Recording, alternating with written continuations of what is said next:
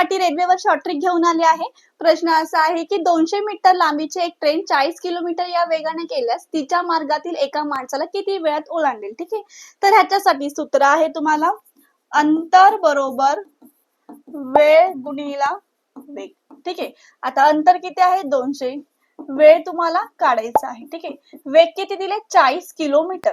आता बघा इथे किलोमीटर दिलाय, तुम्हाला किलोमीटरचा मीटर मध्ये करायचं असेल तर 5/18 ने गुणावं लागेल। ठीक आहे, तर 5/18 ने गुणला आपण। ठीक आहे, आता 200 बरोबर वेळ गुणिले 40 गुणिले 5 200 भागिले 18।